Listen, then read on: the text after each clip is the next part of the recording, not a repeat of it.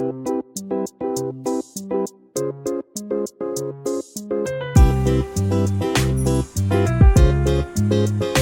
Kitchen मध्ये नमस्ते. मी बनवते अरबीची भाजी. तर इथे भाजी आहे ना अर्धा किलो आहे. ही आहे ना स्वच्छ धुतलेली आहे. ह्याच्यामध्ये माती भरपूर असते. स्वच्छ धुतलेले 1 ते 2 पाण्याने, कारण ही भाजी मातीत असते तर मातीत असणारच. आता स्वच्छ धुतलेले. आता इथे कुकर घ्यायची.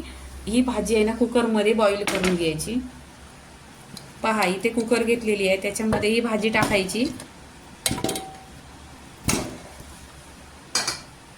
वरून पाणी टाकायचं.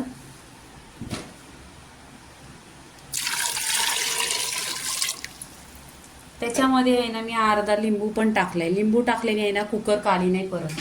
आता इथे आहे ना 1 ते 2 शिट्ट्या काढून घ्यायच्या.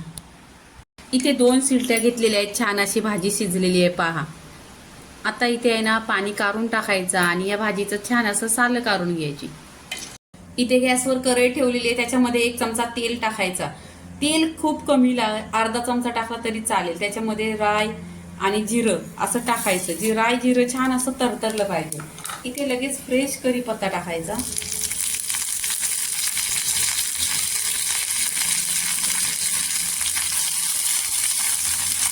इथे 1 छोटा कांदा टाकायचा. कांदा छान असा गोल्डन कलर करून घ्यायचा.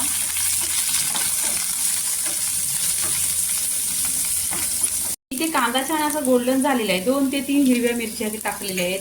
हिरव्या मिरचीने ना टेस्ट छान येतो आणि तिखटपणा येतो. इथे छान अशी परतलेली पहा. इथे काय करायचं, मीठ टाकायचं. मीठ टाकल्यावर पण कांदा सॉफ्ट होतो. इथे हळदी पावडर टाकायची आणि छान असं तेलावर परतून घ्यायचं. इथे तेलावर परतलेलं आहे. आता काय करायची, जी भाजी आहे ना ती टाकायची. भाजी पूर्णपणे बॉईल झालेली आहे, मतलब शिजलेलीच आहे. आता फक्त तेलावर परतायची. भरपूर अशी कोथिंबीर टाकायची. कोथिंबीर कढीपत्ता पावसाच्या दिवसात स्वच्छ धुवायचा, कारण माती असते. आता आहे ना तेलावर छान अशी परतून घ्यायची भाजी.